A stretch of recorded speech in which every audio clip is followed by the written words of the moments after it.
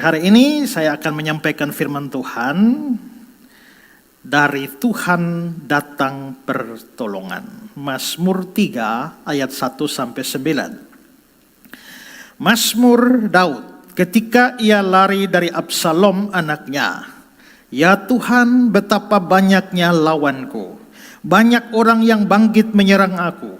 Banyak orang yang berkata tentang aku. Baginya tidak ada pertolongan daripada Allah.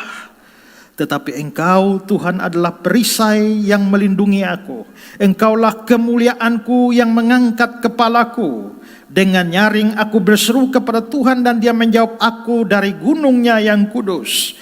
Aku membaringkan diri lalu tidur, aku bangun sebab Tuhan menopang aku.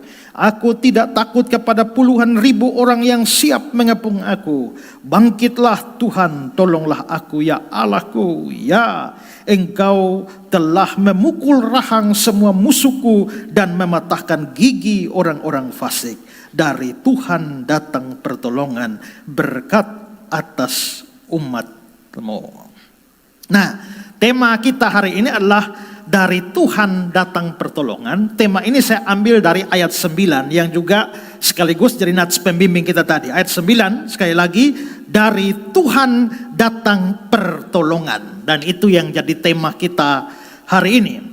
Nah, saudara-saudara, Mazmur ini adalah Mazmur Daud. Dan dengan demikian kata-kata dari Tuhan datang pertolongan itu adalah kata-kata dari Daud. Dan ini Mazmur yang sangat dalam maknanya yang nanti akan kita bahas.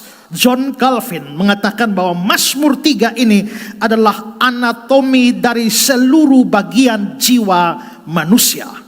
Tapi mengapa Daud menulis Mazmur ini? Dan mengapa ada pengakuan dari Tuhan datang pertolongan? Pertolongan seperti apa? Dan apa sebenarnya yang terjadi? Nah, itulah yang mau saya bahas hari ini. Nah, saya mau bicarakan beberapa hal. Pertama, mari kita lihat masalah apa yang dihadapi oleh Daud.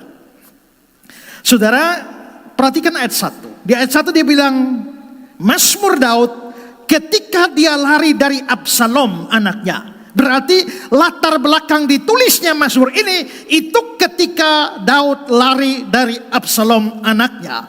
Nah, saudara tidak akan bisa mengerti kedalaman Mazmur ini kalau saudara tidak tahu ceritanya, kisahnya. Dia lari kenapa? Ada masalah apa dengan Absalom? Itu perlu kita tahu, perlu kita mengerti, baru kita bisa mengerti Mazmur 3 ini secara lebih baik dan lebih mendalam. Nah, saudara-saudara, sebenarnya cerita itu ada di dalam Alkitab, yaitu dalam kitab 2 Samuel pasal 15 sampai pasal 18. Dan latar belakang kisah ini dimulai dengan pemberontakan Absalom kepada Daud. Nah, bagaimana ceritanya? Begini, Daud itu dia mempunyai sejumlah istri dan gundik, dan dari istri-istrinya itu dia punya sejumlah anak. Nah, saya mencoba membuat daftar ini. Saudara bisa lihat dari istri ini lahir anak siapa-siapa. Itu lihat tabelnya ya. Dari Mikal anaknya Saul, dia tidak punya anak. Dari Ahinoam, lalu Abigail, Maakah, Hagit, Abitail, Ega, dan dari Batsheba. Nah, itu adalah istri-istri Daud dengan anak-anaknya. Jadi saudara, Absalom ini adalah anak Daud dari istri yang bernama Maakah. Kalau saudara lihat gambar berikut ya, itu saudara lihat Absalom adalah anak Daud dari Maakah, dan Absalom ini mempunyai saudara perempuan sekandung yang bernama Tamar. Ya, jadi mereka dua kakak adik kandung. So, ada saudara yang lain, tapi saudara yang lain dari istri yang lain. Ya, nah saudara-saudara. Jadi Absalom dan Tamar kakak adik kandung, dan hanya mereka berdua, dua saudara saja dari ibu yang sama. Nah, Daud juga punya anak yang lain seperti dalam daftar ini, tapi rupanya ada anak Daud yang lain yang jatuh cinta kepada Tamar. Ini namanya saudara makan saudara. Ya, nah kalau saudara lihat itu gambar berikut itu ya, itu dari anak dari Ahinoam itu ada namanya Amnon. Dan Amnon itu jatuh cinta kepada Tamar. Jadi saudara satu bapak lain mama. Dan Amnon itu begitu cinta sama Tamar, dan cintanya begitu hebat dan dia begitu menginginkan Tamar. Dan biarpun Tamar itu sebenarnya adalah saudaranya, tapi dengan dorongan cinta yang begitu kuat, Amnon berusaha untuk mendapatkan Tamar. Tapi karena dia sadar bahwa tapi kan Tamar ini kan saudara perempuan saya, adik saya. Tapi saya cinta dia, ya. Saya cinta dia, tapi dibatasi dengan keadaan itu adik saya. Maka Amnon tertekan dengan cintanya. Saking hebatnya cintanya tertekan sampai sakit. Jadi kalau orang bisa sakit karena cinta, itu alkitabiah. Ya, coba lihat 2 Samuel 13. Sesudah itu terjadilah yang berikut. Absalom bin Daud mempunyai seorang adik perempuan yang cantik, namanya Tamar. Dan Amnon bin Daud jatuh cinta kepadanya. Hati Amnon sangat tergoda sehingga dia jatuh sakit karena Tamar, saudaranya itu. Sebab anak perempuan itu masih perawan, dan menurut anggapan Amnon mustahil untuk melakukan sesuatu terhadap dia. Mustahil karena ini adik sendiri. Tapi cinta yang begitu kuat membuat akhirnya dia jatuh sakit.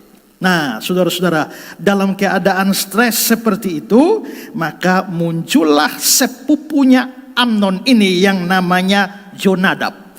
Lalu Jonadab yang licik, dia kasih akal bahwa sebenarnya kamu bisa pura-pura sakit. Nanti pura-pura sakit, begitu sakit nanti ayah kita tanya apa yang kau inginkan, kamu tinggal minta saja, minta dikunjungi oleh adik saya Tamar. Ya, nah maka ini namanya suatu konspirasi cinta, ya. Nah, jadi saudara-saudara, kita bisa lihat akhirnya si Amnon itu betul-betul dia pura-pura sakit. Setelah itu dia minta supaya dikunjungi oleh Tamar. Dan pada saat Tamar datang itulah terjadilah sebuah tragedi di mana Amnon akhirnya memperkosa Tamar. Ya. Dan saudara-saudara, yang celakanya setelah memerkosa Tamar, dia lalu mengusir dengan kasar si Tamar tanpa mempedulikan perasaannya. Dan sekonyong-konyong cinta yang besar itu berubah menjadi kebencian yang besar. Lihat 2 Samuel 13-15. Kemudian timbullah kebencian yang sangat besar pada Amnon terhadap gadis itu. Bahkan lebih besar benci yang dirasanya kepada gadis itu daripada cinta yang dirasa sebelumnya. Lalu Amnon berkata kepadanya, bangunlah, enyahlah. Sukar dibayangkan bagaimana seorang yang cinta begitu rupa sampai sakit, secara sekonyong-konyong bisa menjadi benci sebegitu rupa yang lebih besar dari cintanya. Sepertinya benci dan cinta itu hanya dipisahkan oleh lembaran tipis. Ya, karena hari ini bisa secinta-cintanya, besok bisa sebenci-bencinya. Hari ini bisa sebenci-bencinya, besok bisa secinta-cintanya. Jadi kalau benci jangan keterlaluan, kalau cinta jangan keterlaluan. Bisa-bisa jadi benci. Cinta bisa jadi benci, benci bisa jadi cinta. Dan itulah yang terjadi pada Amnon. Cintanya berubah menjadi benci, bahkan benci lebih besar dari cinta. Nah, sementara Tamar itu menjadi seorang yang sangat menderita. Dia mengenakan pakaian berkabung dan dia sudah kehilangan kehormatannya.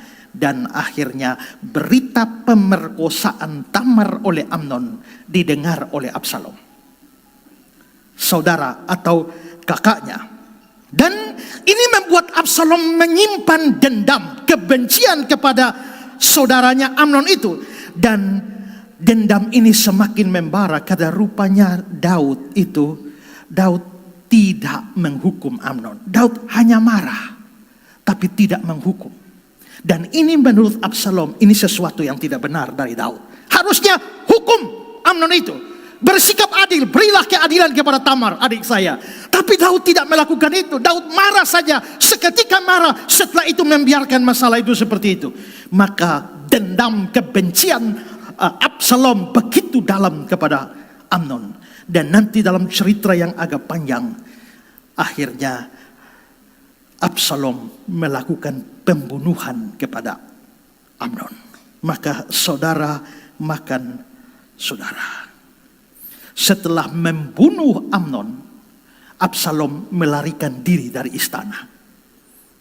Melarikan diri dari istana. Maka Daud itu bersedih. Dia sedih karena dua hal. Pertama, karena Amnon itu dibunuh oleh saudara sendiri Absalom. Sementara Daud sendiri itu orang yang sangat cinta kepada Absalom.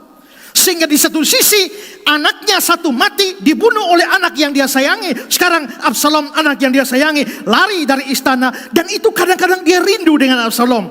Dan antara kemarahan dan juga ketidaksenangan dan kerinduan kepada Absalom itu berbaur di dalam hati Daud. Sehingga Daud menjadi tidak tahu apa yang harus dia buat. Dan saudara-saudara, setelah beberapa waktu keadaan sudah tenang, Absalom kembali ke Yerusalem. Dia kembali ke istana, tapi sikon jadi tegang. Meskipun Daud akhirnya mengampuni Absalom secara formal, tapi sepenuh hati tidak. Sehingga Absalom dan Daud, bahkan Daud tidak mau bertemu dengan Absalom, tidak mau berbicara. Dua-dua diam diri selama 2 tahun. Lihat 2 Samuel 14. Lalu bangunlah Yoab, dia pergi ke Gesur dan membawa Absalom ke Yerusalem. Tetapi berkatalah raja, dia harus pergi ke rumahnya sendiri, jangan dia datang ke hadapanku. Jadi Daud bilang, silakan Absalom pulang ke rumah, jangan datang di hadapan saya. Saya tidak mau melihat dia. Jadi pergilah Absalom ke rumahnya sendiri dan tidak datang ke hadapan raja. Dan selama 2 tahun ayah dan anak ini tidak bertemu. Saya kira di sini Daud membuat problem sendiri. Pertama, ketika dia tidak bersikap keras kepada Amnon. Dan yang kedua adalah dia membiarkan persoalan ini tidak terselesaikan selama 2 tahun. Nah, dan itu membuat kebencian Absalom kepada ayahnya ini semakin bertambah-tambah. Dia sudah melepaskan dendam kepada Amnon, tapi kepada ayahnya yang tidak memberikan keadilan kepada adiknya dan juga mendiamkan dia selama 2 tahun. Itu membuat dia lama-lama timbul kebencian kepada ayahnya sendiri. Dan dia memanfaatkan situasi di mana ada banyak rakyat Israel yang tidak puas kepada ayahnya.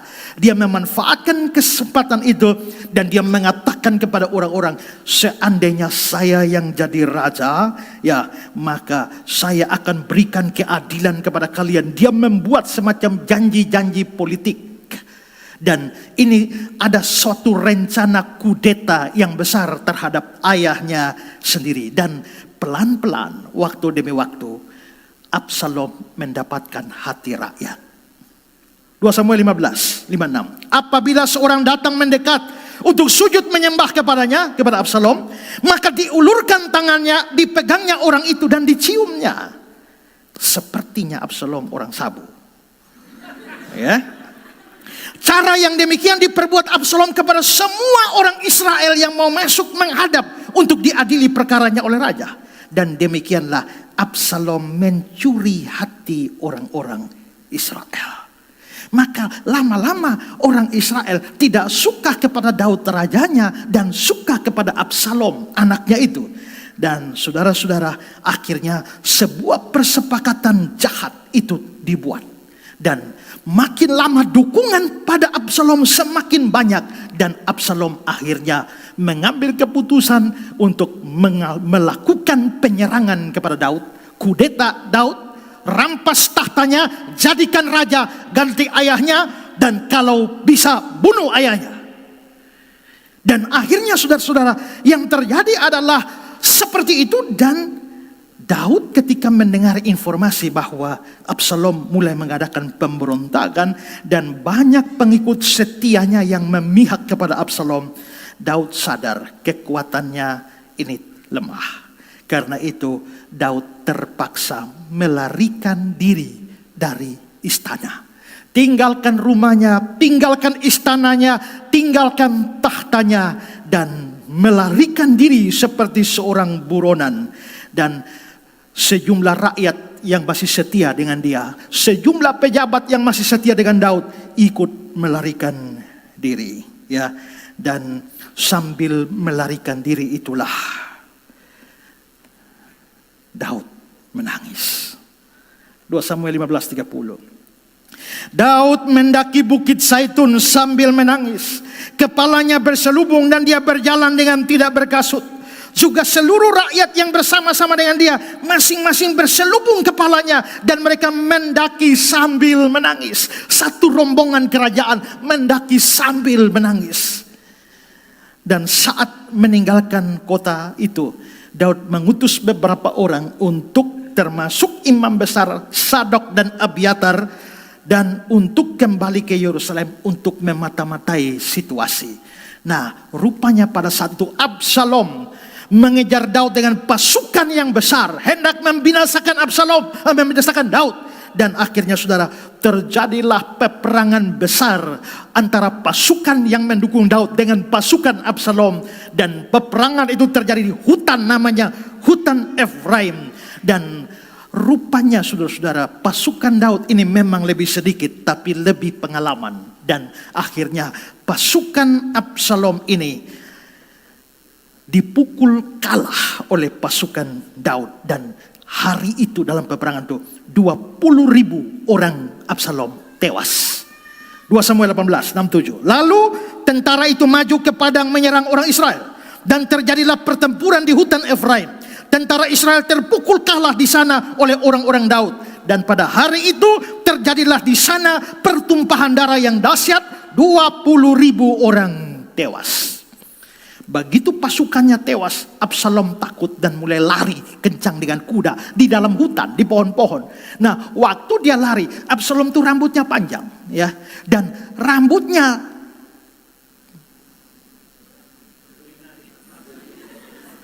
terhiki atau tergae, ya, di cabang-cabang pohon, sampai akhirnya lehernya tertancap pada cabang pohon. Nah, pada saat semacam itulah datanglah orang-orang Daud bunuh Absalom, ya. Nah, saudara-saudara, sebenarnya Daud sudah pesan pada pasukannya, apapun yang terjadi, usahakan jangan bunuh Absalom. Bagaimanapun juga anak sendiri, anak kandung, jangan bunuh, ya.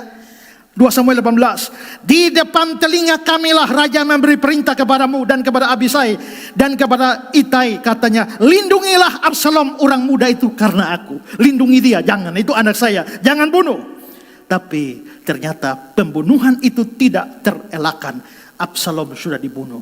Dan begitu Daud dengar Absalom sudah dibunuh, 18 ayat 33, maka terkejutlah raja dengan sedih. Dia naik ke anjung pintu gerbang lalu menangis. Dan beginilah perkataannya sambil berjalan, anakku Absalom, anakku Absalom. Ah, kalau aku mati menggantikan engkau Absalom, anakku. Betapa sedihnya putranya yang dikasihinya, disayanginya menjadi lawan yang mau kudeta dia kembali. Tapi pada saat yang bersamaan, dia pasukannya harus mempertahankan diri, harus membela dia. Dan dalam rangka membela dia itulah putranya itu harus dibunuh. Dan dari semua kisah ini, mari kita bisa melihat penderitaan Daud.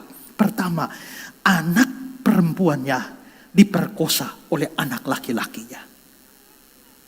Setelah itu yang kedua, anak laki-lakinya yang satu, si pemerkosa itu dibunuh oleh anak laki-lakinya yang lain, Absalom. Maka ini adalah saudara makan saudara. Hati ayah macam apa kira-kira yang bisa melihat semua yang terjadi di anak-anaknya, bahwa yang satu diperkosa oleh yang lain, yang satu dibunuh oleh yang lain, dan pada akhirnya Absalom sendiri membenci Daud. Bukan hanya benci, tapi berusaha merebut tahtanya dan melenyapkannya. Dan ini membuat penderitaan Daud itu begitu hebat. Inilah penderitaan seorang ayah. John Welton bilang begini, Daud sebagai seorang raja dan seorang ayah mengalami penderitaan yang tak terbayangkan. Dia menyaksikan salah satu anaknya diperkosa yang diikuti oleh pembunuhan anaknya yang lain sebagai balas dendam. Dan ketika Absalom, anak yang terkasih, memberontak dan berkuasa merebut tahta darinya, rasa sakitnya semakin dalam. Ini adalah kisah tentang kehilangan, pengkhianatan, dan kesedihan yang merobek hati, yang menunjukkan bahwa di balik kekuasaan ada kesedihan yang mungkin tidak bisa dipahami oleh orang lain. Nah, pada saat atau dalam kondisi semacam inilah, pelarian itulah dia membuat Mazmur pasal 3 ini. Itulah latar belakang di balik Mazmur ini. Dan saudara-saudara, dari Mazmur 3 kita sudah lihat masalah-masalah Daud, yaitu anak diperkosa, anak dibunuh. Lalu sekarang masalah baru lagi dengan Absalom. Dan dari Mazmur pasal 3 kita bisa melihat masalah lain dari Daud. Apa masalahnya? Ada 2 masalah utama Daud di sana. Pertama adalah musuh atau lawannya sangat banyak. Saudara-saudara, perhatikan ayat 2 dan ayat 3. Ya Tuhan, betapa banyaknya lawanku. Banyak orang bangkit menyerang aku. Banyak orang yang berkata tentang aku. Saudara lihat di sana, kata banyak itu dipakai sebanyak 3 kali. Banyak, banyak, banyak. Dan itu menunjukkan bahwa Daud mengungkapkan memang benar-benar musuhnya, lawannya itu sangat banyak. Sangat banyak ini diungkapkan dengan triple banyak di dalam ayat 2 dan ayat yang ketiga. Kalau begitu, sebanyak apa sih lawannya Daud? Pertama, anaknya sendiri, Absalom. Ada banyak pemberontak, tapi pemimpin pemberontak adalah anaknya sendiri, Absalom. Kedua, sebenarnya ada seorang kepercayaan Daud, penasihat Daud yang sangat Daud banggakan. Namanya Ahitofel. Dan waktu Absalom memberontak, Ahitofel ini berkhianat kepada Daud dan memihak Absalom. Bahkan Ahitofel, orang dekat Daud ini, juga bahkan dia yang memberikan, dia kan penasihat. Maka dia kasih nasihat pikiran-pikiran kepada Absalom dan bagaimana caranya membunuh Daud. Karena itu jangan heran orang dekat hari ini bisa jadi musuh bebuyutan yang paling mematikan di hari besok. Dia sekian lama jadi penasihat Daud, memberikan hikmat dan bijaksana dalam Daud bertindak. Sekarang memberi nasihat kepada musuh Daud untuk bagaimana membunuh Daud. Coba lihat 2 Samuel 17. Berkatalah Ahitofel kepada Absalom, izinkanlah aku memilih 12.000 orang. Maka aku akan bersiap dan mengejar Daud pada malam ini juga. Aku akan mendatangi dia selagi dia lesu dan lemah semangatnya, dan mengejutkan dia. Seluruh rakyat ada bersama-sama dengan dia akan melarikan diri. Maka aku dapat menewaskan raja sendiri. Bayangkan. Berarti Absalom, pengkhianatan Absalom anaknya itu sudah menyakitkan. Sekarang orang kepercayaannya, penasihatnya yang paling bijaksana, sekarang jadi lawannya. Bahkan hendak membunuh dia. Ketiga, ada orang namanya Amasa. Siapa Amasa? Amasa ini adalah sepupu Yoab. Yoab itu siapa? Yoab itu panglima tentaranya Daud. Jadi si panglima ini namanya Yoab. Yoab punya sepupu namanya Amasa. Dan Amasa sekaligus jadi keponakannya Daud. Ya. Dan saudara-saudara, dia juga akhirnya memihak Absalom. 2 Samuel 17:25. Absalom telah mengangkat Amasa menggantikan Yoab karena Yoab pro Daud. Absalom telah mengangkat Amasa menggantikan Yoab untuk mengepalai tentara. Amasa adalah anak seorang bernama Yitra, seorang Ismail yang telah memperistri Abigail binti Naas, saudara perempuan Seruya bin Yoab. Ya, jadi itu masih saudara Abigail. Itu saudara dekat. Jadi itu adalah sepupu Yoab sekaligus keponakannya Daud. Dan Amasa jadi panglima perang di pasukannya Absalom. Maka saudara bayangkan, dikhianati anak sendiri, lalu penasihat sendiri, lalu sekarang keponakan sendiri. Saudara-saudara, apakah sudah kurang musuh? Tidak. Karena waktu Daud memimpin kerajaan, dia memang punya beberapa penasihat. Penasihat istana itu yang Ahitofel tadi. Tapi masing-masing suku, 12 suku Israel itu, masing-masing itu ada tua adatnya. Suku Ruben itu ada kepalanya. Suku Lewi, masing-masing suku itu ada kepala sukunya, yang itu disebut sebagai, mereka 12 orang karena 12 suku, 12 orang itu yang disebut sebagai tua-tua Israel.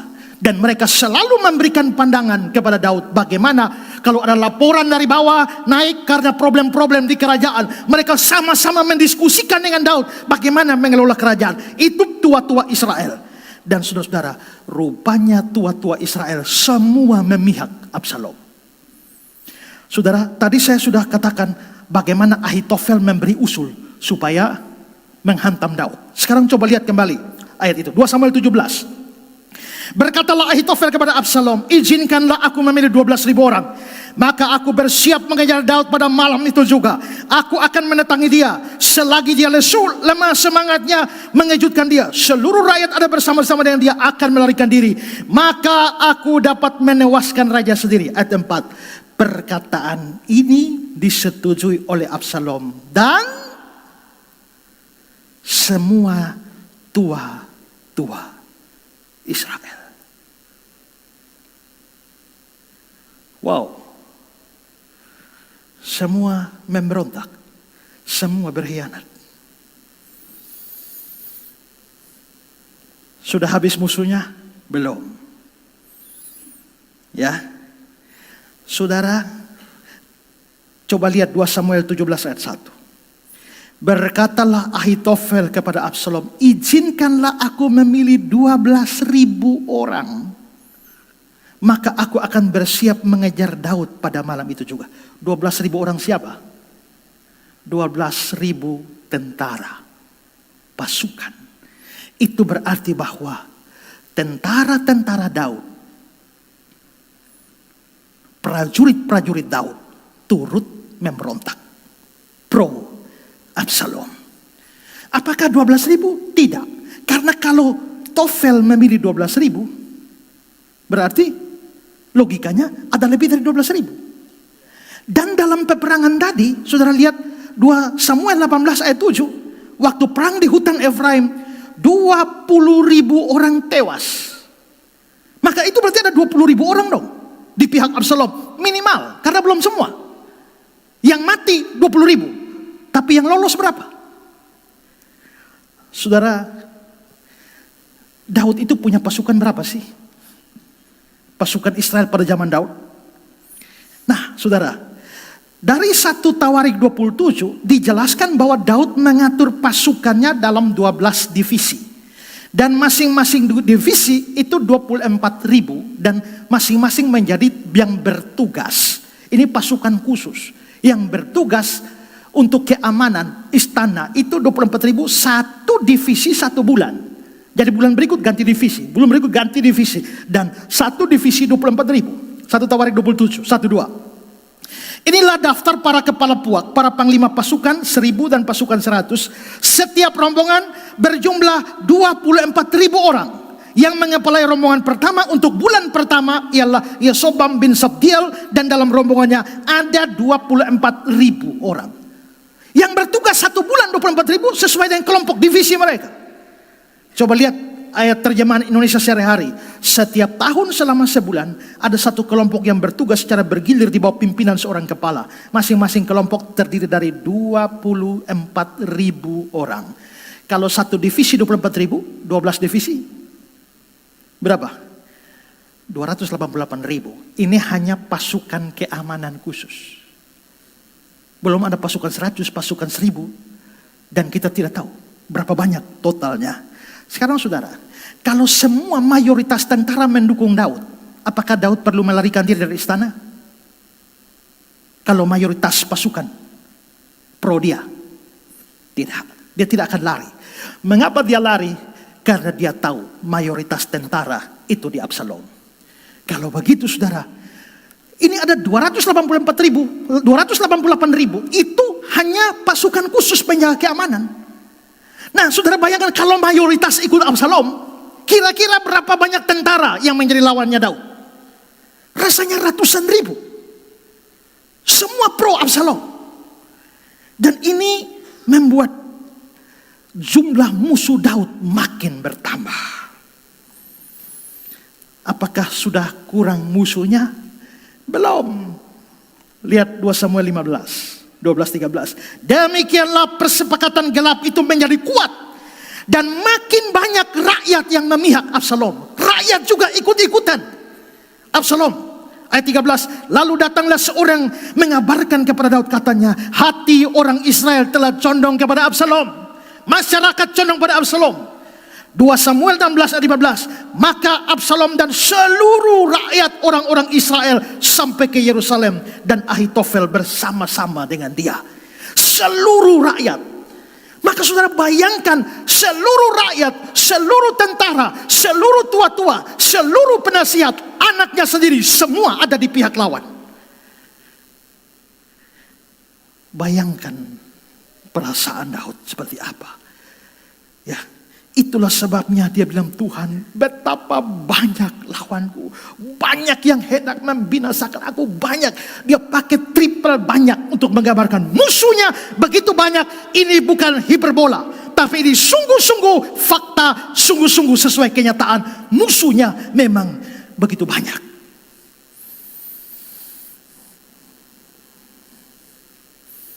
Mungkin kalau digambarkan di gereja, ya, penasihat gereja menjadi lawan. Majelis-majelis gereja menjadi lawan. Ketua-ketua komisi menjadi lawan. Ya, pemain musik menjadi lawan. Apalagi jemaat menjadi lawan. Dan rekan-rekan hamba Tuhan menjadi lawan. Oh saudara, lelaki mana yang tidak akan menangis kalau sudah begini? Ya. Ini penderitaan begitu luar biasa. Maka kita bisa melihat Daud betul-betul menderita. Ya. Perhatikan kata-kata Spurgeon. Ketika Absalom kekasihku, Spurgeon menggunakan bahasa orang pertama tunggal seperti Daud. Ketika Absalom kekasihku memberontak terhadap aku, itu sudah cukup untuk menghancurkan hatiku.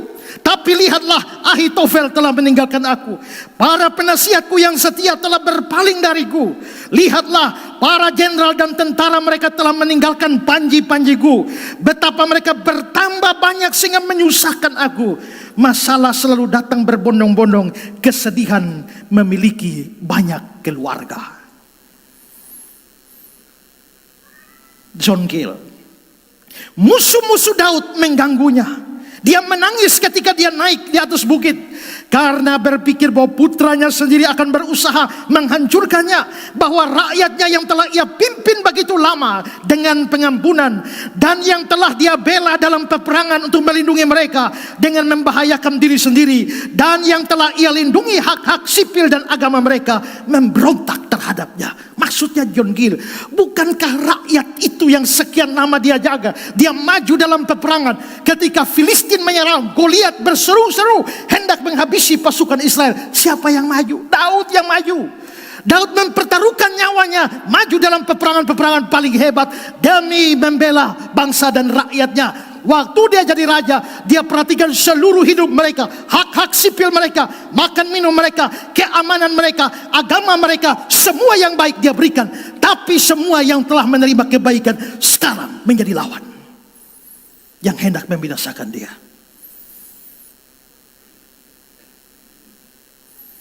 Betapa hebat penderitaan Daud.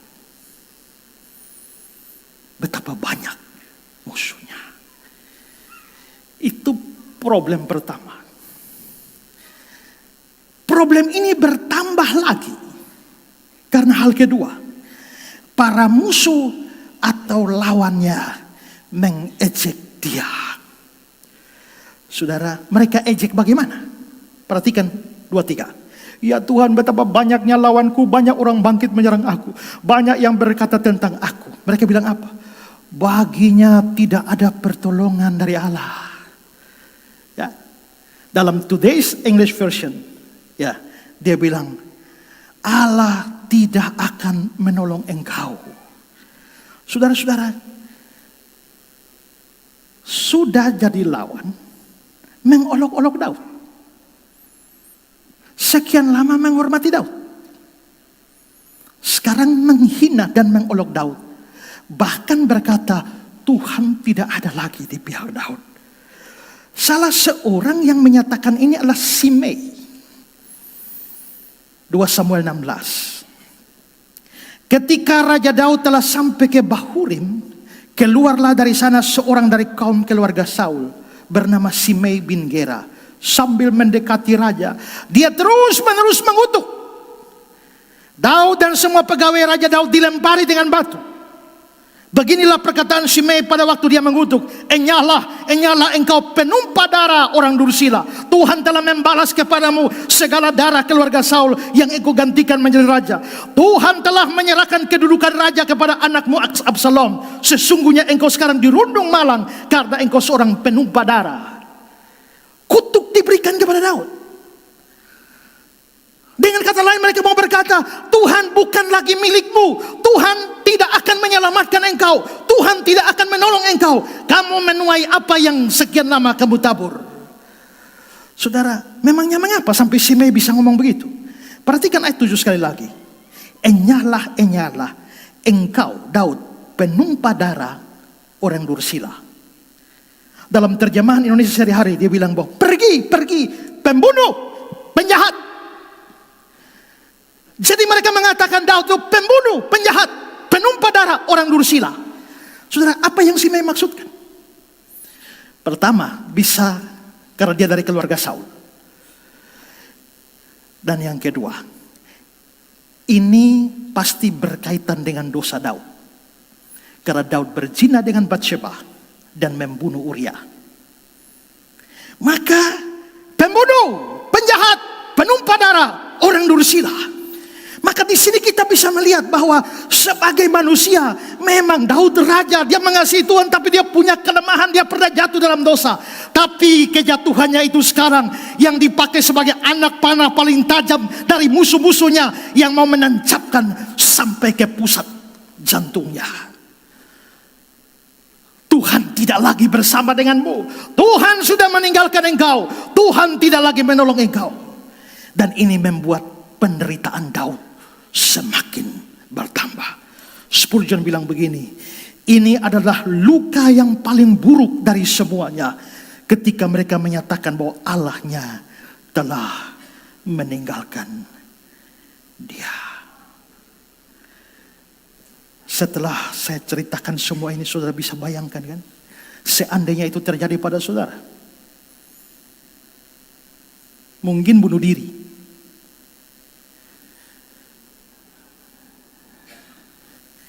Dalam hidup ini ada banyak penderitaan yang bisa kita alami. Banyak kesulitan yang bisa kita alami. Banyak permusuhan yang bisa kita alami. Banyak ejekan yang bisa kita alami. Banyak pengkhianatan yang bisa kita alami. Tapi sehebat-hebatnya kita, penderitaan kita, menurut saya sangat sukar untuk melampaui penderitaan yang dihadapi Daud. Karena itu kalau saudara menderita, jangan anggap paling menderita. Karena ada orang lain lebih menderita terus saudara. Kalau saudara merasa sakit atau sakit hati, ada orang lain yang layak lebih sakit hati daripada saudara. Salah satunya adalah Daud. Kalau saudara yang alami itu, apa yang saudara lakukan? Menariknya, Daud masih bisa bikin mazmur, bikin lagu, cipta lagu. Dan dia memakai lagu ini mengekspresikan penderitaannya, kesulitannya, imannya, dan harapannya. Dan lewat lagu yang dia berikan inilah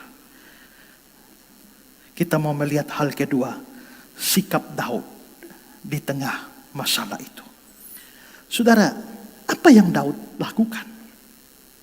Menganalisa isi Mazmur pasal 3. Saya kasih beberapa hal yang Daud lakukan. Pertama, Daud mengalihkan fokusnya kepada Tuhan.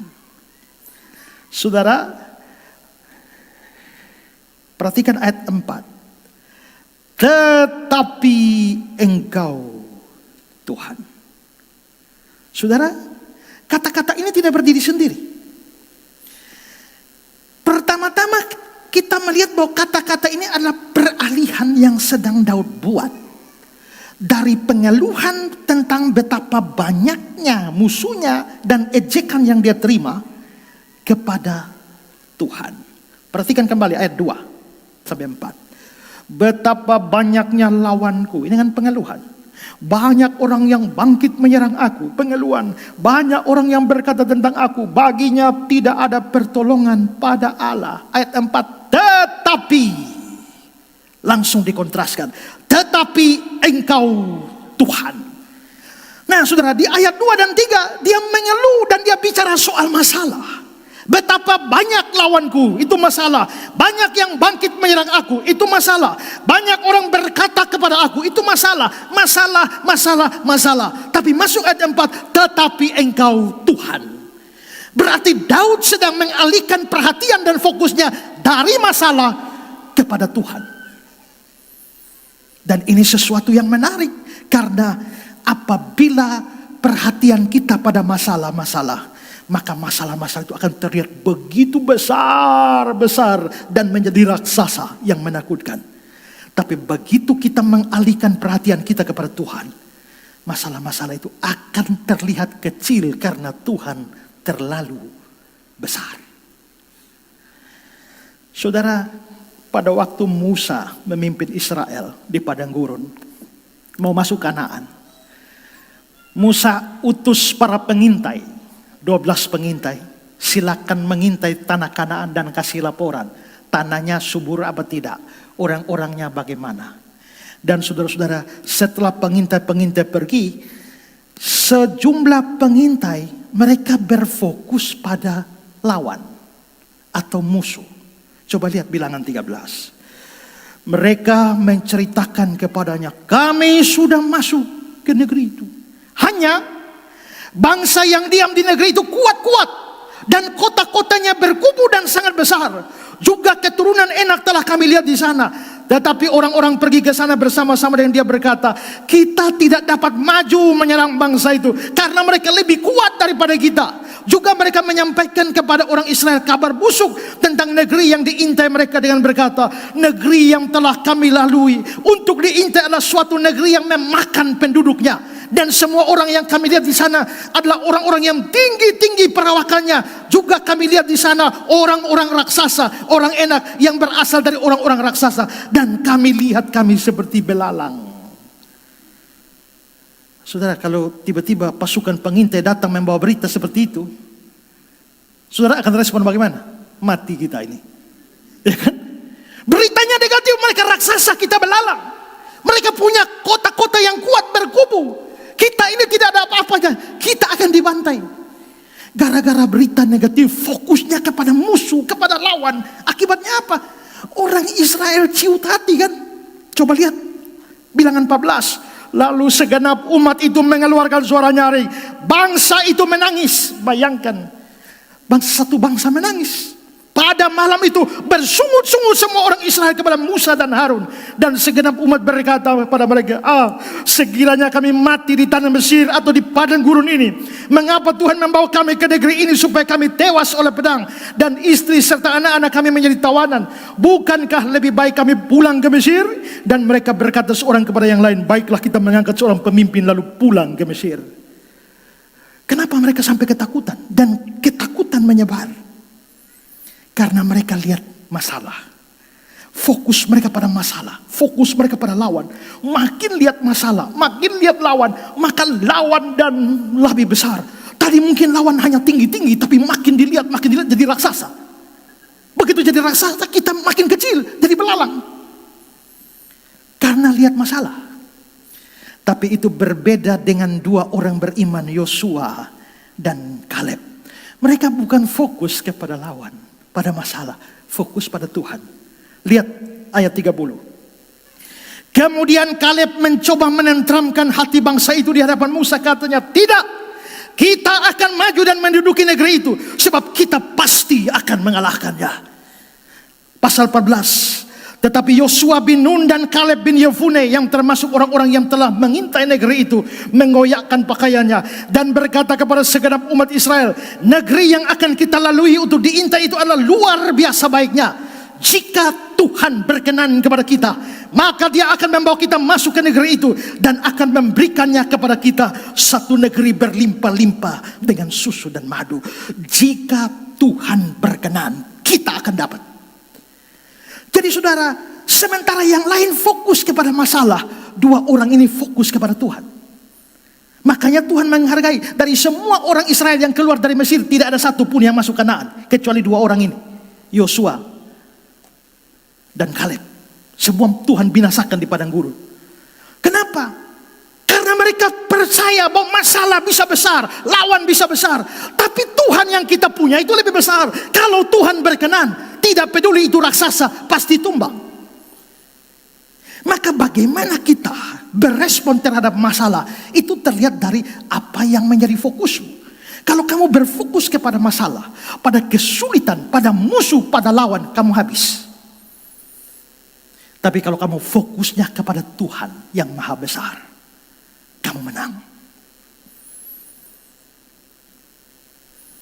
Dan itulah yang dilakukan Daud. Setelah mengeluh banyak lawan, banyak yang mau serang mereka begini, tetapi Tuhan.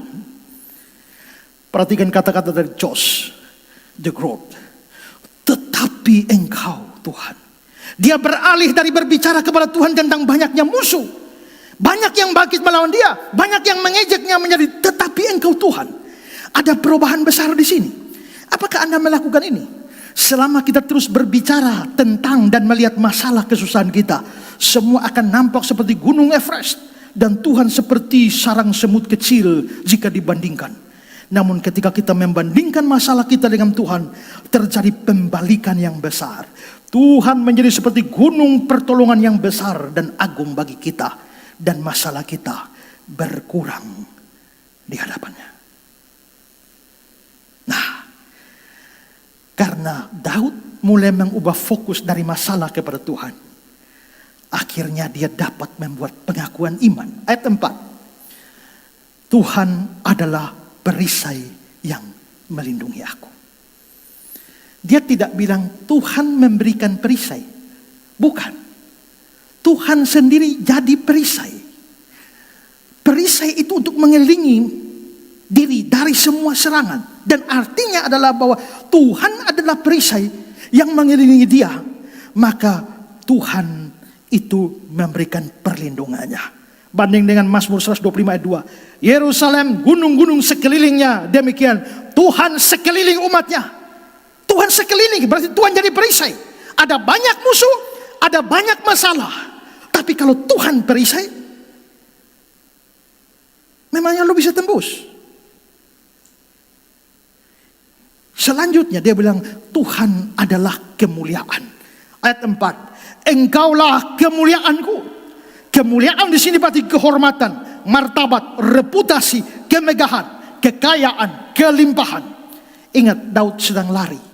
Itu berarti dia akan kehilangan tahtanya, dia akan kehilangan reputasinya, dia akan kehilangan kemegahannya, kekayaannya, kelimpahannya, kehormatannya. Tapi dia bilang Tuhanlah kemuliaanku. Berarti Tuhan akan memelihara kehormatan, martabat dan kemegahannya. Dan artinya adalah Tuhan akan mengembalikan apa yang menjadi milik dia. Bahkan lebih daripada itu, sebenarnya Tuhanlah milik dia. Mazmur 16. Aku berkata kepada Tuhan, Engkaulah Tuhanku, tidak ada yang baik selain Engkau. Ya Tuhan, Engkaulah bagian warisanku dan pialaku. Engkau sendiri yang meneguhkan bagian yang diundikan padaku. Engkau yang menentukan.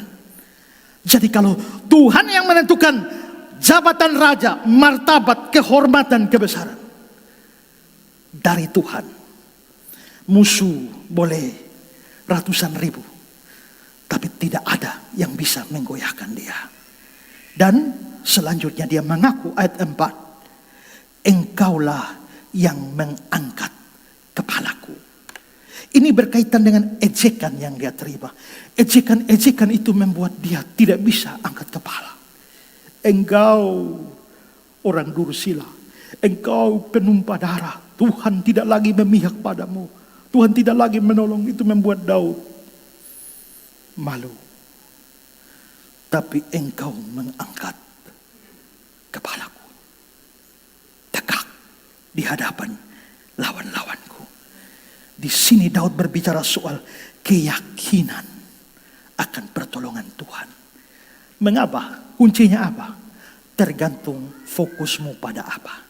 Pada masalah, kamu makin terpuruk. Pada Tuhan, kamu akan menang. Di dunia ini, ada hal-hal yang kecil tapi bisa dibesar-besarkan. Tapi ada yang besar tapi bisa menjadi kecil. Dua alat penting bagi para ilmuwan. Satu mikroskop, satu teleskop. Mikroskop untuk apa? Teleskop untuk apa? Mikroskop itu benda atau makhluk yang paling kecil dibesarkan. Yang kita tidak bisa lihat bakteri, kita tidak bisa lihat amuba itu seperti apa. Tapi dengan mikroskop, yang kecil itu dibesarkan. Semut yang kecil, taruh mikroskop itu jadi makhluk seperti dinosaurus, raksasa. Mestinya kecil, tapi gara-gara pakai mikroskop jadi besar. Tapi sebenarnya ada banyak hal yang besar, tapi terlihat kecil. Tapi begitu kita pakai teleskop, yang kecil itu jadi besar. Bintang-bintang di langit itu kecil. Kita lihat kecil kan? Tapi coba ambil teleskop dan lihat sesungguhnya. Itu raksasa. Matahari kita tuh tidak ada apa-apanya. Matahari kita kalau dikasih kosong, kosongkan matahari, isi bumi kita. 5.600.000 buah bumi baru kasih penuh matahari. Diameternya matahari dari sini ke sini itu jejer bumi. Butuh 109 bumi baru kasih sampai di ujung. Betapa raksasanya matahari. Tapi matahari itu tidak ada apa-apa dibandingkan dengan bintang-bintang yang lain seperti Antares. Misalnya Antares kasih kosong isi matahari. Antares mampu isi 1.300.000 buah matahari. Begitu besar, begitu raksasa. Itu baru planet-planet. Kita bumi kita tidak ada arti apa-apa dibanding Jupiter. Jupiter tidak ada apa-apa dibanding matahari. Matahari tidak ada apa-apa dibanding bintang yang lain. Itu baru tata surya kita. Di luar tata surya kita ada namanya galaksi. Di ribuan miliaran galaksi ada yang namanya super galaksi. Lalu setelah itu galaksi-galaksi mengumpul lagi miliaran menjadi namanya cluster. Lalu setelah itu di sebelahnya ada lagi namanya super cluster. Begitu banyak. Coba lihat di atas. Gak lihat. Tapi coba pakai teleskop. Kamu akan lihat betapa besarnya. Kamu pakai mikroskop yang kecil jadi besar. Kamu pakai teleskop yang kecil jadi besar. Yang kecil akan kelihatan besar. Yang sebenarnya besar tapi terlihat kecil. Sekarang saudara mau pakai mikroskop atau teleskop? Waktu kamu lihat masalah, sebenarnya masalah kecil. Tapi karena kamu pakai mikroskop, itu masalah sepertinya raksasa. Tapi coba kamu lihat Tuhan yang jauh itu dengan teleskop. Dan kamu lihat betapa Tuhan itu besar. Maka sebesar apapun masalahmu, sebenarnya adalah kecil. Lihat Tuhan, masalah jadi kecil. Aku punya Tuhan yang besar. Ya kan? Aku punya Tuhan yang besar. Yang telah berjanji dan sanggup menggenapi. Imanku bersepakat percaya kuasanya. Ku terima sekarang kemenanganmu.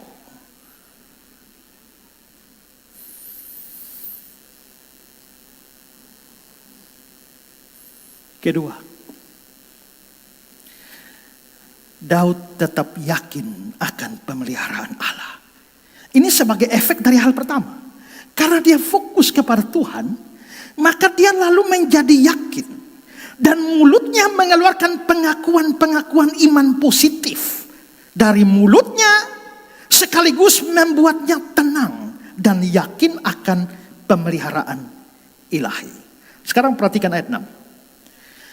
Aku membaringkan diri lalu tidur. Ini dalam kondisi bagaimana? Lagi lari dari musuh. Kalau saudara lagi dikejar musuh, bisa tidur? Hah? Kalau ada ratusan ribu orang mengejar saudara, bisa tidur? Tidur di sini ini bukan tidur biasa itu ya. Dalam terjemahan Indonesia sehari-hari dibilang, aku berbaring dan tidur dengan tentram. Kalau punya masalah, bisa tidur? Bapak Musa. Josh de Groot. Ada saat-saat Daud tidak dapat tidur saat dia berada dalam keamanan istana dan kenyamanan tidurnya, tempat tidurnya. Di istana dia tidak tidur, tidak bisa tidur. Tapi di mana Daud dapat tidur dengan nyaman seperti bayi? Justru saat dia melarikan diri untuk menyelamatkan hidupnya. Ada pasukan istana menjaga istana. Istana yang megah, tempat tidur yang mewah. Tapi nggak bisa tidur. Sekarang dikejar ratusan ribu orang yang hendak mencabut nyawanya. Kok dia bisa tidur? Tapi Daud juga tidak hanya berbicara tentang tidur. Dia bicara soal bangun dari tidur. Ayat 6. Aku membaringkan diri lalu tidur. Aku bangun. Dan rupanya waktu bangun tidak takut. Sambungan ayat 7. Ayat 6. Aku bangun, aku tidak takut. Ini menarik. Ada masalah besar, orang bisa tidur, tapi takut bangun. Dan berharap tidur, tidak usah bangun-bangun lagi. Karena dia tahu bahwa begitu bangun, masalah hantam dia. Jadi lebih baik tidur terus. Tapi ternyata Daud tidur dengan tenang. Bangun, tapi bangun juga tidak takut. Wow, ini luar biasa. Ya. Tidur tanpa rasa takut, bangun tanpa rasa takut. Kenapa bisa begitu? Apa alasannya? Ayat 6-7. Sebab Tuhan menopang aku. Itu alasannya. Tuhan menopang aku. The growth. Daud memiliki iman untuk melihat bahwa di antara dia dan mereka yang ingin membunuhnya berdiri Tuhan semesta langit dan bumi. Untuk sampai kepada Daud, musuh-musuh itu harus melewati Tuhan terlebih dahulu. Itulah sebabnya Daud memiliki keyakinan yang kuat akan kemenangan yang akan Tuhan berikan baginya. Di sini musuh, di sini Daud, Tuhan di tengah. Lu bisa tembus. Kalau seandainya musuh bisa tembus Tuhan, maka dia tidak bisa tidur dan tidak bisa bangun. Tapi kenapa bisa tidur dengan tenang dan bangun tanpa takut? Karena ada Tuhan di sini.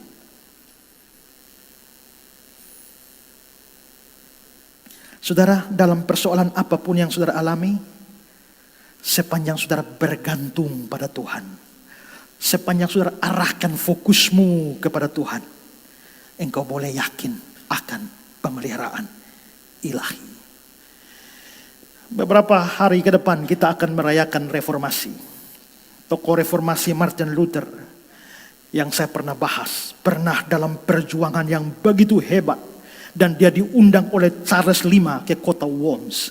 Dan di kota Worms itu pernah ada reformator yang terdahulu, John Hus, dibunuh mati di Worms. Karena itulah waktu Luther mau menuju Worms itu, Charles Spalatin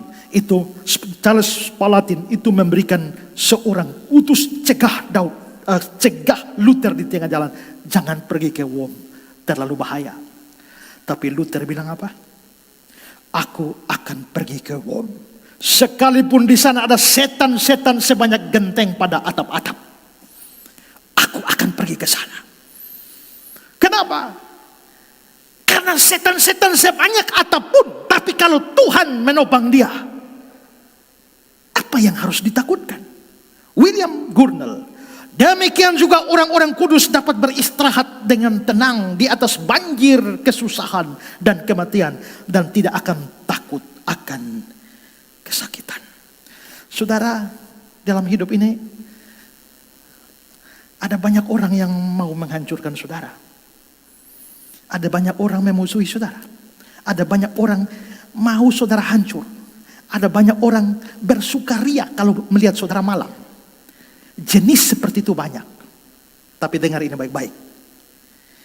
Hidup matimu, jatuh bangunmu, tegap atau merayapmu tidak bergantung pada orang, tapi pada Tuhan. Sewaktu Pilatus mengadili Yesus, Pilatus berkata, Yesus, nasibmu di tanganku. Tapi lihatlah bagaimana Yesus menjawab. Yohanes 19. Maka kata Pilatus kepadanya, tidakkah engkau mau bicara dengan aku? Tidakkah engkau tahu bahwa aku berkuasa untuk membebaskan engkau dan berkuasa untuk menyalibkan engkau? Seolah Pilatus mau berkata, nasibmu, hidup matimu di tanganku.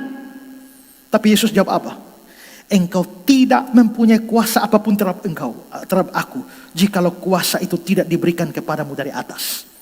Jadi engkau hanya bisa bunuh aku kalau memang sorga beri izin kepadamu. Tapi kalau sorga tidak beri izin, kamu tidak bisa membunuh aku. Kamu bisa menjatuhkanku kalau sorga memberi izin. Kalau sorga tidak beri izin, kamu tidak bisa menjatuhkanku. Jatuh bangun kita, hidup mati kita, berdiri dan merayap kita tidak bergantung pada orang. Tidak bergantung pada musuh-musuh kita. Tapi bergantung pada Tuhan. Dan kalau Tuhan tidak menghendaki, hal kecil apapun, sehelai rambutmu tidak akan jatuh di luar kehendak Bapamu. Matius 10. Dan janganlah kamu takut kepada mereka yang dapat membunuh tubuh, tetapi yang tidak berkuasa membunuh jiwa. Bukankah burung pipit dijual 2 ekor seduit? Namun seekor pun daripadanya tidak akan jatuh ke bumi di luar kehendak Bapamu. Dan kamu, rambut kepalamu pun terhitung semuanya. Sebab itu jangan takut, karena kamu lebih berharga daripada banyak burung pipit. Burung pipit dijual 2 ekor seduit. Nanti Matius bilang 5 ekor 2 duit. Terlalu murah burung pipit itu, sampai-sampai pakai persenan. Tapi burung itu yang murahan tidak akan jatuh di luar kehendak Bapamu. Kalau kamu jago fiti sekalipun dan kamu fiti burung, kalau Tuhan bilang dia tidak jatuh, kamu boleh jago fiti bagaimanapun, tidak akan kena. Atau kena tapi dia terbang terus. Tapi kalau kamu sampai tembak dia dan dia jatuh, itu karena memang dalam ketetapan Tuhan, dia mesti mati. Nah, dalam konteks semacam ini, burung pipit tidak akan jatuh di luar kehendak Bapamu. Lalu langsung disambung ayat 30, rambut kepalamu terhitung semuanya. Dari konteks itu, maka kita bisa tafsirkan ayat itu bahwa itu berarti bahwa rambut kita terhitung seluruhnya, dan tidak satu helai rambut kita bisa jatuh di luar kehendak Bapa di surga. Itu cocok dengan Lukas 21 ayat 18. Tetapi tidak sehelai pun dari rambut kepalamu akan hilang. Rambutmu ada di kepalamu. Sekarang pikirkan ini. Kalau rambutmu satu tidak akan jatuh di luar kehendak Bapamu, kira-kira bisakah kepalamu jatuh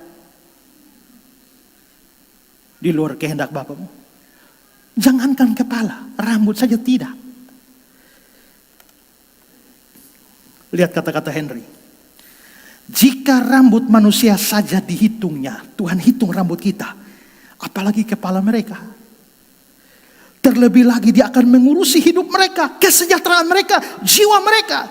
Ini menunjukkan bahwa Allah lebih memperhatikan mereka daripada mereka memperhatikan diri mereka sendiri. Allah lebih memperhatikan kamu daripada kamu perhatikan diri sendiri. Apa buktinya? Ya, orang biasanya cemas menghitung uang, barang dan ternak mereka, namun tidak pernah mau dengan teliti menghitung rambutnya.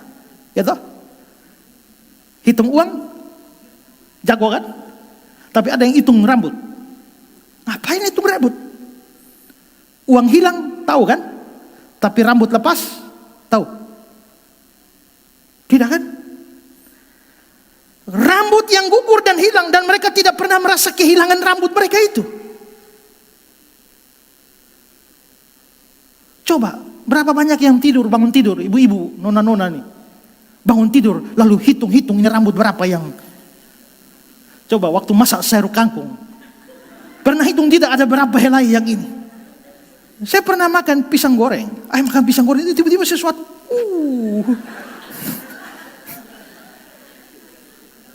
Ini pasti rambutnya Bibi. Tapi si Bibi tidak menyadarinya dan tidak merasa rugi. Kita tidak merasa rugi jatuh sehelai rambut. Tapi ternyata Tuhan hitung dan dia pastikan bahwa tidak ada yang jatuh di luar kehendak Bapamu. Tetapi Allah menghitung rambut umatnya. Tidak sehelai pun rambut kepala mereka akan hilang. Mereka tidak akan dibiarkan disakiti sedikit pun. Kecuali atas pertimbangan yang matang. Begitu berharganya orang kudus dan kehidupan serta kematian mereka bagi Allah. Kalau sampai mati, sampai jatuh, Tuhan memang izinkan. Dengan pertimbangan yang berharga. Tapi kalau Tuhan tidak izinkan, tidak bisa. William Cooper, tidak ada bedanya berapapun banyak musuh kita. Sekalipun banyaknya bala tentara, sekalipun kuatnya pemerintah-pemerintah, sekalipun liciknya ular-ular, sekalipun kejamnya naga-naga, sekalipun tingginya penguasa-penguasa di udara, sekalipun jahatnya roh-roh jahat, lebih kuat Dia yang ada di dalam kita daripada mereka yang melawan kita. Tidak ada yang dapat memisahkan kita dari kasih Allah di dalam Kristus Yesus Tuhan kita, lebih daripada orang-orang yang menang. Karena itu saudara, dalam persoalan apapun, tetap percaya. Jangan ciut hati. Karena waktu kamu ciut hati, kekuatanmu hilang. Amsal 24, jika engkau tawar hati pada masa kesesakan, kecillah kekuatanmu. Jangan pernah tawar hati di tengah kesulitan. Hatiku percaya, hatiku percaya, selalu ku percaya.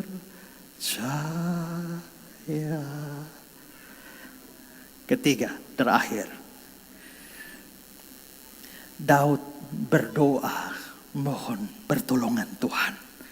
Fokus kepada Tuhan dan bukan pada masalah. Yakin akan pemeliharaan ilahi tidak boleh membuat kita mengabaikan doa. Dalam ancaman bahaya dan persoalan serta penderitaan yang dialaminya, Daud datang dalam doa. Lihat ayat 5. Aku berseru kepada Tuhan. Ayat 8. Bangkitlah Tuhan, tolonglah aku ya Allahku. Ini sederhana, berdoa. Mungkin berdoa sudah merupakan pesan yang usang. Tapi ingatlah, doa adalah kunci kemenangan dalam setiap persoalan. Thomas Watson bilang, ketika doa memimpin di barisan depan, maka pada waktunya kelepasan akan menyusul di barisan belakang. Dan ketika Daud berdoa sungguh-sungguh, ternyata Tuhan menjawab dia. Ayat yang ke-5, ia menjawab aku dari gunungnya. Dan itu ditunjukkan melalui kegagalan Absalom. Mayoritas ada di pihak Absalom. Musuh begitu banyak dan begitu kuat. Hanya di pihak Daud, hanya minor. Tapi Tuhan bekerja dalam peperangan di hutan Efraim. 20.000 musuh tewas. Absalom pemimpin pemberontak itu kena batunya.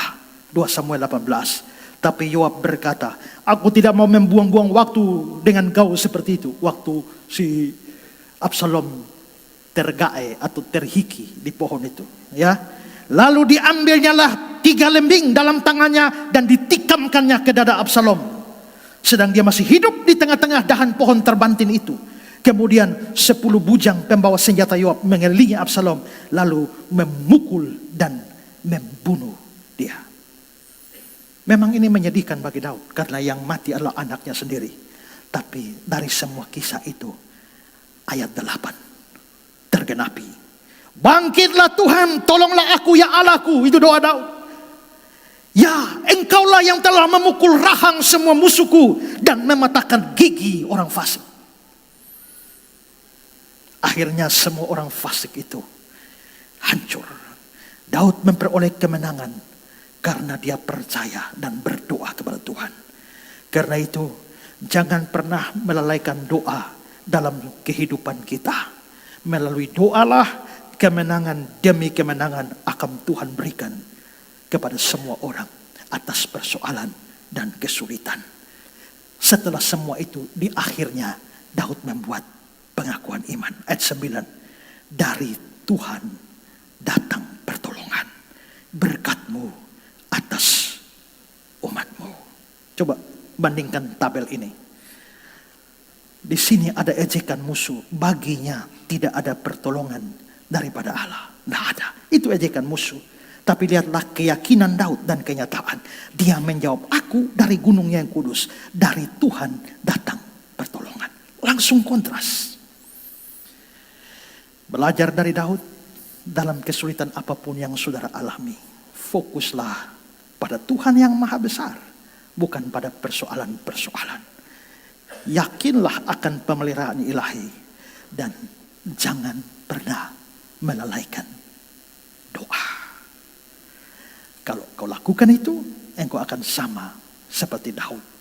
Sebuah pengakuan iman akan keluar. Dari Tuhan datang pertolongan. Kita lemah dan tidak berdaya. Hanya seorang manusia yang fana dari debu. Kita manusia, hanya seorang laki-laki, hanya seorang perempuan yang lemah. Tapi kalau Tuhan beserta dengan kita, hari lepas hari, kita akan kuat menjalani hidup ini. Mary John Wilkin dan Chris Christopherson, dua orang bersaudara, dua orang sahabat. Tetapi Mary John Wilkin mengalami persoalan hidup yang berat sekali. Dan dia berada dalam keputusasaan. Dia membawa dirinya masuk ke dalam ikatan alkohol. Dan makin hari penuh dengan kejahatan, putus asa dan kecewa karena masalah-masalah yang membelitnya. Sehingga dia merasa putus asa dan hendak membunuh dirinya. Tapi Mary John Wilkin, satu hari dia merasa bahwa mungkinkah saya masih bisa dapat pertolongan dari Tuhan? Dan dia datang meminta pertolongan dari Tuhan. Tapi dia sadar, saya hanya seorang manusia biasa. Seorang laki-laki biasa yang setiap hari bisa menderita, bisa jatuh, bisa hancur. Tapi kalau Tuhan bersama-sama dengan saya akan jalani hidup satu hari demi satu hari, demi satu hari. Maka terciptalah lagu One Day at a Time.